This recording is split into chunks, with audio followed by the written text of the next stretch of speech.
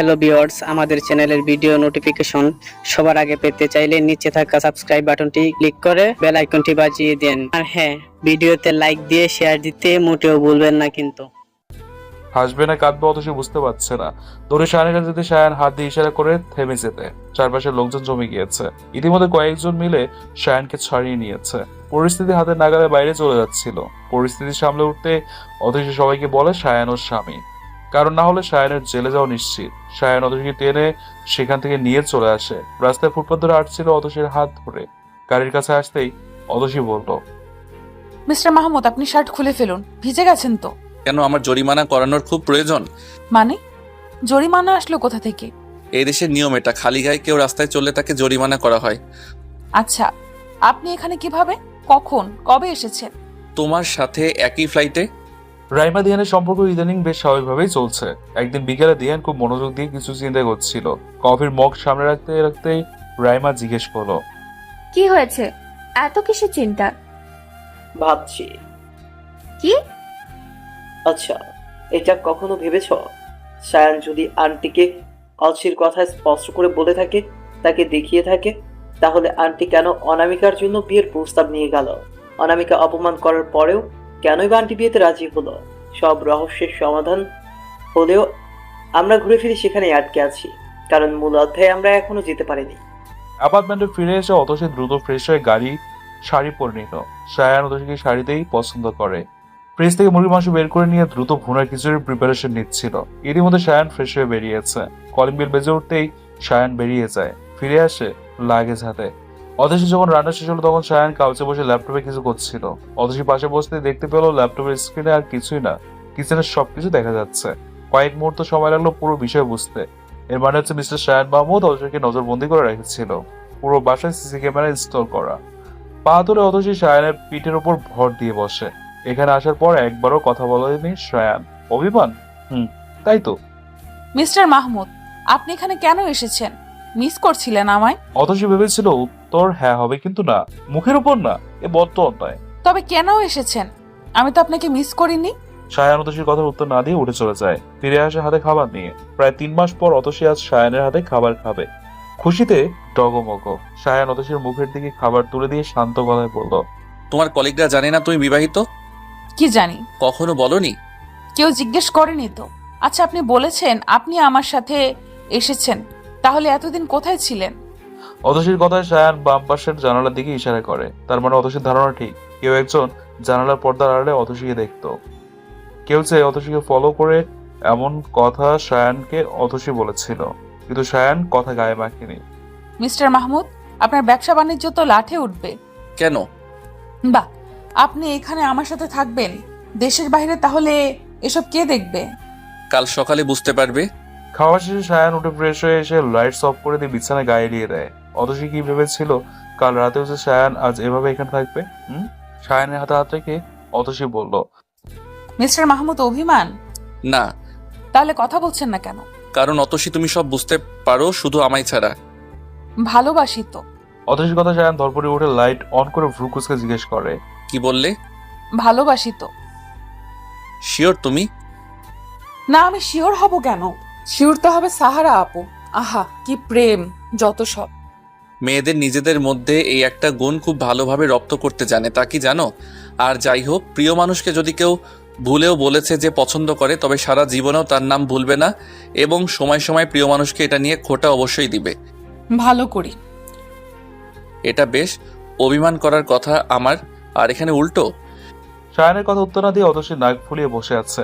রাগ করলে মানুষ গাল ফুলিয়ে বসে থাকে, কিন্তু অতসীর নাক ফুলে যায়। সেই ফোলা নাকে টুপ করে শায়ান একটা কামড় বসিয়ে দিয়েছে। সে রাতে ভালোবাসার এক নতুন অধ্যায় শুরু হলো নিত্য নতুন ভাবে একে অপরকে আবিষ্কার করে নেয়া। কয়েক দফা ভালোবাসাবাসির পর ভোর রাতে যখন অতসী ঘুমিয়েছে কখন নিজেও জানে না, কিন্তু শায়ান পুরো সময় জেগে রইল। পুরো 2 বছর পর অ্যানালাইসিস করতে ব্যস্ত শায়ানের চিন্তায় ব্যাঘাত ঘটলো। অতসীর ফোন আসে কলে। মেসেঞ্জারে এত সকালে কল? হিসেব করে দেখলো বাংলাদেশে তখন বেলা প্রায় 11টা। অনামিকের কল থেকে শায়ান মোটেও অবাক হয়নি। শায়ান জানে ইদানিং 2 বোনের মধ্যে বেশ সখ্যতা। বাবা মায়ের ভুলের জন্য মাঝপথে 2 বোন আলাদা হয়েছিল, কিন্তু সময়ের স্রোত সব ঠিক করেছে। তবুও শায়ানের মনে অনামিকাকে নিয়ে একটা খুঁতখুঁত ভাব কাজ করে। হয়তো অনুশোচনা, যাই হোক, ফোন সাইলেন্ট করে রেখে ঘুমের দেশে পাড়ি জমালো সায়ান। একজন সফল পুরুষের পেছনে যেমন একজন নারীর অবদান থাকে, ঠিক একজন সফল নারীর পেছনে একজন পুরুষের অবদান। সায়ান অতীশের জন্য এক আশীর্বাদ স্বরূপ অবদান রেখেছে। সবসময় ছায়ার মতো লেগে সাথে থেকেছে, কেয়ার করেছে, শাসন করেছে, ভালোবেসেছে, ভুল শুধরে দিয়েছে। তাই তো ঠিক 2 বছর পর আজকে সেই কাঙ্ক্ষিত দিনে এসছে বেস্ট ওমেন এন্টারপ্রেনার এর খেতাব আজ অতসী পেতে চলেছে। দেশে বিদেশে প্রায় 200 জন দরিদ্র নারীদের নিয়ে কাজ করে তাদের স্বাবলম্বী করে তুলতে পেরেছে। এতে দিহান রাইমার অবদান কিন্তু কম নয়। দিহানের হাত ধরে কাজের শুরু, কিন্তু সায়ানের সাথে পথ চলা। হ্যাঁ, 2 বছর পার হয়েছে। সায়ান নিজের বিজনেসকে মাল্টিন্যাশনাল করতে সক্ষম হয়েছে, সেদিকে অতসী নিজেকে প্রমাণ করেছে। এমন একদিন সায়ানের অফিসে একটা পার্সেল আসে। নাম ঠিকানা কিছুই নেই, শুধু সায়ানের নামে এসছে, এটাই। পার্সেল খুলে সায়ান হতভম্ব হয়ে বসে আছে। কিছুক্ষণ পর দ্রুত উঠে ফিরে আসে অতসীর কাছে। অতসী তখন দেশে যাওয়ার প্রস্তুতি নিচ্ছিল। অনেক হয়েছে, এবার ফিরে যাবেই। সায়ানকে এই সময় ফিরে আসতে দেখে অতসী উঠে দাঁড়ায়, ইশারায় জিজ্ঞেস করে কি হয়েছে। কিছু একটা টেবিলে রেখে ধীরে ধীরে অতসী থেকে এগিয়ে আসে সায়ান। অতসীর কথা উত্তর না দিয়ে হাঁটু গেড়ে অতসীর সামনে বসে, পেটের দিকটায় কাপড় সরিয়ে দিয়ে অজস্র ভালোবাসা দিয়ে ভরিয়ে দিচ্ছিল। অতসী সায়ানের চুলে হাত রেখে বলল, এত সহজে বুঝলেন কিভাবে? আমি তো মনে করেছিলাম আপনি ভয় পাবেন। কে পাঠালো? চিন্তায় থাকবেন, আর আপনি আমার সব আশায় পানি ফেলে দিলেন। সায়ান উঠে দাঁড়িয়ে প্যাকেট থেকে প্রেগনেন্সি কিট বের করে অতসীর দিকে এগিয়ে দিয়ে বলল, এটা তুমি ছাড়া আর কেউ করবে না মিসেস মাহমুদ। রেজাল্ট পজিটিভ, আমি বাবা হব। অথচ তুমি আমাকে না জানিয়ে, নিজের মুখে না বলে কুরিয়ার করে আমাকে এটা পাঠিয়েছো, শুধুমাত্র আমি যেন চিন্তায় থাকি কে পাঠাতে পারে। অথচ এটা চিন্তা করলে না। আমি তোমার সব পাগলামির সাথে খুব ভালোভাবে পরিচিত, তবে এ ভারী অন্যায়। অন্যায়? তা নয়তো কি? এভাবে সকাল সকাল সারপ্রাইজ দেয়? জানো কতটা দ্রুত ড্রাইভ করে এসেছি? এদিকে ট্রাফিক রুলস, অন্যদিকে এই নিউজ। আমার মধ্যে কি চলছিল শুধু আমিই জানি। জরিমানা হয়েছে, আর আমি কখনো কারো জরিমানা মওকুফ করি না। বেশ কয়েকদিন পর সায়ান অতসী দেশে ফিরে আসে। অতসীর আদর যত্নে কমতি রাখছে না সায়ান। মাঝে বড় মা এসে অতসীর সাথে দেখা করেছে। অতসীর বাবার প্রতি 2 মেয়ের এখন কোনো অভিযোগ নেই। বাবা নিজের ভুল বুঝতে পেরেছে, এটাই অনেক। অনামিকা এখন দরিদ্র বিধবা মহিলা এদিনদের নিয়ে কাজ করছে, চেষ্টা করছে তাদের সুন্দর একটা জীবন উপহার না দিতে পারলেও যেন স্বাভাবিক একটা জীবন দিতে পারে। পুরো পৃথিবী একটা সংসার, এখানে কারোর জন্য কিছুই থেমে থাকে না। একজন না থাকলে অপর মানুষ ঠিক না থাকা মানুষের দায়িত্বগুলো পালন করে, তাই হয়তো পৃথিবীকে জগৎ সংসারও বলে। আমার মতে থাকুক না এই পৃথিবী দায়িত্বের সংসার হিসেবে, যেখানে দায়িত্বগুলো নিতে হয় না চাইতেও পালন করতে হয় হাসি মুখে কিংবা অধিকারে। আর সত্যি অতসী সংসারের সুখ নেমে এসছে।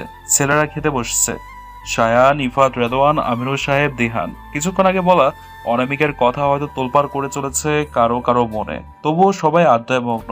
কিন্তু দিহান স্থির বসতে পারছে না, একটা অজানা অস্থিরতা কাজ করছে মনে।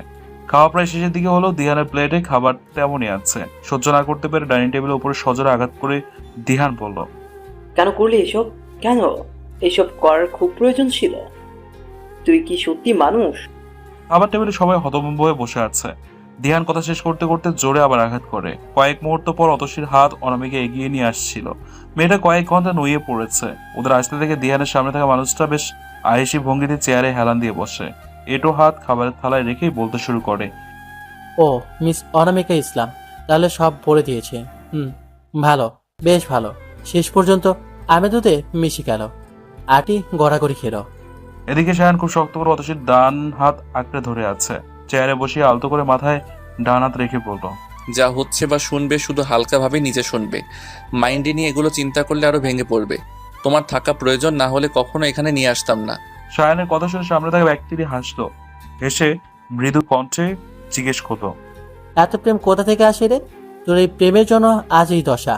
তুই কি জানিস এই মেয়ের জন্যই তোর মা কেল্লাপাতা হতে যাচ্ছিল? দিহান এই কথা শুনে এগিয়ে গিয়ে কলার ধরে উঠিয়ে জিজ্ঞেস করে, শালা জানোয়ার, যেদিকে আর একটা কিছু বললে মেরে এখানে পুঁতে দিব। এমা খুব শক্তি দিয়ে দিহানকে ছাড়িয়ে নিয়ে আসে। সামনের ব্যক্তি এক ঢোকে পুরো গ্লাস পানি শেষ করে হাত ধুয়ে চেয়ারে পুনরায় আয়েসি ভঙ্গিতে বসে বলতে লাগলো, ফাঁদ আমার নামের মধ্যে লুকিয়ে ছিল তোদের জন্য পাতা ফাঁদ, অথচ তোরা বুঝিসনি। হ্যাঁ, আমি হিফাত। এই পুরো পুতুল নাচ নাটকের সংলাপ আমি সাজিয়েছি।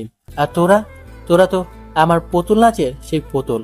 যাকে আমি যখন যেমন চেয়েছি ঠিক তেমন না চেয়েছি। ওয়েট প্লিজ, কে কোনো প্রশ্ন করবে না রাইমা, আমি সব বলবো, কিন্তু ডিস্টার্ব আমার মোটেও পছন্দ না।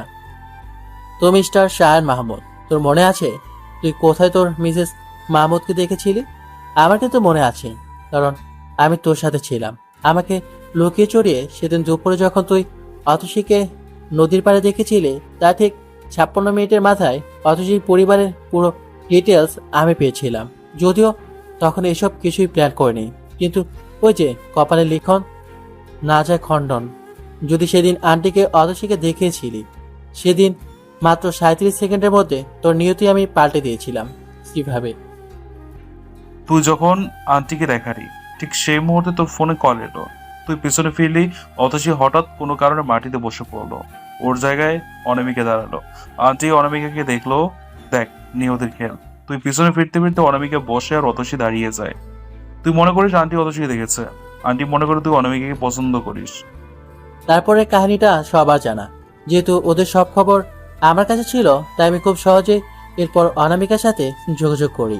আমি জানতাম অনামিকার অতীত বর্তমান, তাই তো ওকে হাত করতে আমার বেশি সময় লাগেনি। কিন্তু ঝামেলা হতো অনামিকার বাচ্চা। কি করব বল, এত বছরের প্রতিশোধ কয়েক সপ্তাহের ভ্রমের জন্য তো আর নষ্ট করতে দিতে পারে না। তাই তাই জোশের সাথে মেডিসিন মিশিয়ে দিয়েছিলাম। যথারীতি অনামিকার মিসক্যারেজ হলো, ও মানসিকভাবে আবার ভেঙে পড়লো। আমার জন্য সুবিধা হচ্ছিল, কিন্তু মাঝে মধ্যে অতসীর জন্য দরদ দেখাতো। তখন আমার ছোটবেলা থেকে না পাওয়া লিস্ট ধরতে হতো। আন্টি শায়ানকে বলেছিল, মেয়ে ভালো না, তুই মেয়ের বোন বিয়ে করতে চাইলে আমি এনে দেব। এটা আরো ভালো খবর ছিল আমার জন্য। ওই যে হিউম্যান সাইকোলজি দুদিকেই কাটাতে লাগলাম। যখন যখন অনামিকা শায়ানের কাছে অতসীর নিন্দে-মন্দ করত, তখন আমি আগুনে ঘি ঢালতাম আমার কথা দিয়ে। অনামিকার অসহায়ত্ব এমনভাবে শায়ানের কাছে উপস্থাপন করতে লাগলাম যাতে শায়ান বাধ্য হয় অনামিকার সাথে যোগাযোগ রাখতে। এদিকে শায়ানকে আমি যতই বুঝিয়েছি অতসী খারাপ, ততই সে ওর জন্য পাগল হচ্ছিল, তাই তো কিডন্যাপ করতে যাচ্ছিল। ঠিক এক মুহূর্তে অনামিকাকে অতসীর জায়গায় কিডন্যাপ করাতে হয়। আন্টি যেহেতু বিয়ের আগে ফোনে দেখেনি, তাই আগে বোঝেনি। দেখেনি না, আমি দেখতে দিইনি। একদম বিয়ের বরযাত্রী নিয়ে অনামিকার বাড়ি পৌঁছে অনামিকাকে দেখে। আন্টি তখন চাইলেও কিছু করতে পারেনি ছেলের খুশি আর অনামিকার সম্মানের জন্য। কিন্তু লাস্ট মোমেন্টে অনামিকা বলল সে বিয়ে করবে না, কোনোভাবেই রাজি হচ্ছিল না, তাই মিথ্যে বিয়ের ড্রামা করতে হয়। তারপর সব নর্মাল, কিন্তু অ্যাক্সিডেন্ট সব পাল্টে দিল। ভেবেছিলাম অন্যভাবে ডিএনএ থেকে প্রতিশোধ নিব, কিন্তু অ্যাক্সিডেন্টের পর অতসীর প্রতি তিহানের কেয়ার দেখে অনামিকাকে বাঁচিয়ে রাখতে বাধ্য হলাম। না হলে অনামিকাকে মারা আমার জন্য ব্যাপার ছিল না। আচ্ছা দিহান, তোর কি এটা মনে হলো না যে ইফাত বিয়ের পর অতসীর সাপোর্ট হচ্ছে? সে চাইলে বিয়ে আটকাতে পারত। রাইমার সন্ধান তোকে আমি দিয়েছিলাম। অতসী রাইমার মাঝে তুই যে কষ্ট পাচ্ছিস, বিশ্বাস কর তোর কষ্টে এমন শাস্তি আমি সারা জীবন অনুভব করিনি। হঠাৎ একসময় মনে হলো অনামিকাকে সরিয়ে দেওয়া উচিত, তাই তো শায়ান অতসীর গ্রামে গেলে চেষ্টা করলাম, কিন্তু অতসীর মায়ের জন্য পুরো প্ল্যানে পানি পড়ল। এদিকে হাসপাতালে আবার সবার মিটমাট, শান্তভাবে আবার পুনরায় সাজানো আগেই অনামিকা সুস্থ। কিন্তু কোনোভাবে আমার মনে হলো অনামিকা শায়ানের সাথে নিজেকে আবদ্ধ করতে চাচ্ছিল, হয়তো নিয়তি মেনে। তাই তো অতসীর রুমের ঠিকানা আমি দিলাম অনামিকাকে। শায়ান ভুল করেনি। কথায় কথায় শায়ানকে এতটা মগ্ন করেছিলাম ও দরজা খোলা থাকার কথা ভুলেই যায়। ওই যে সব মস্তিষ্কের খেলা। পরবর্তী সব সবাই জানো। আমি চাইছিলাম অনামিকা যেন কোনোভাবেই আমার নাম মুখে না আনে, অন্তত সেদিন। পরবর্তী পুতুল হলো রাইমা। ওকে দিয়ে সবটা এমনভাবে উপস্থাপন করিয়েছিলাম যে সবাই বাধ্য হয় অনামিকাকে সহমর্মিতা দেখাতে। ইন্ডিয়া পাঠিয়েছিলাম আমি নিচে, সেখানেও চেষ্টা ছিলাম ওকে সরিয়ে দেওয়ার, কিন্তু পারিনি রিদওয়ানের জন্য। আর সে না পারায় আমাকে সত্যি বলতে বাধ্য করে দিল। এদিকে শায়ান বাবা হতে চলেছিল। এত সুখ তোকে দেয় কি করে? তাই তো অতসীকে কাল রাতে যে মেডিসিন দিয়েছিলাম, যার ফলে ও অসুস্থ হবে, বাচ্চা অ্যাবর্ট হয়ে যাবে। ইভাদের কথা শুনে অতসী খুব জোরে শায়ানের হাত ধরে। শায়ান অতসী হাত ছেড়ে দিয়ে ইভাদের নাক বরাবর ঘুষি মারলে ইভাদ পড়ে যায়। আফরিন দ্রুত ইভাদকে টেনে তুলে শাড়ির আঁচল দিয়ে নাক থেকে পড়া রক্ত মুছে দিচ্ছিল। অজরে কাঁদছিল আফরিন। দিহান শান্ত গলা জিজ্ঞেস করলো, কেন করলি এমন? উচ্চ শব্দে গা দুলিয়ে হেসে ইফাত উত্তর দেয়। মনে আছে মাধ্যমিকের পর আমাদের সাইকেল রেস?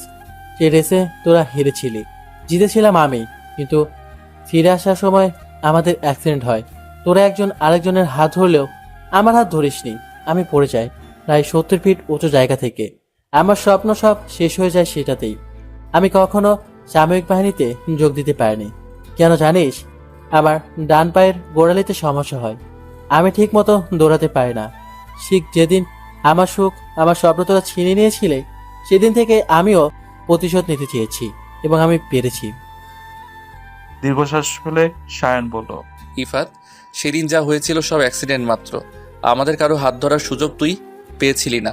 দিহান আমাকে তুলে নেওয়ার পর হাত বাড়ানোর আগেই তুই পড়ে গিয়েছিলি। এতে কারো দোষ ছিল না, যা দোষ ছিল সব আমাদের নিয়তির। বিনিময়ে হাসলো ইফাত, কিন্তু কোনো উত্তর দিল না। প্রায় 2 মাস পর আজকে অতসীর প্রথম সোনোগ্রাফির রিপোর্ট হাতে পেল। 3 বাবু আসতে চলেছে। সায়ানের খুশির থেকে চিন্তা বেশি। এই একটু পেটে 3 জনের জায়গা হবে কি করে? সায়ানের এমন মিষ্টি চিন্তায় অতসী শুধু হাসে। ইদানিং তো রাইমা প্রতিদিন আসে, পেটের কাছে মুখ নিয়ে হাজারো গল্প করে। অতসী তো রাইমা চেনেই না। সেদিন সায়ান দিয়ানের ডান হাত নিয়ে অতসীর ডান পেটে রেখে বলল, তোর অনুভব করার অধিকার আছে। অন্তত অতসীর বন্ধু হিসেবেও তুই এই সুখ অনুভব করতে পারিস।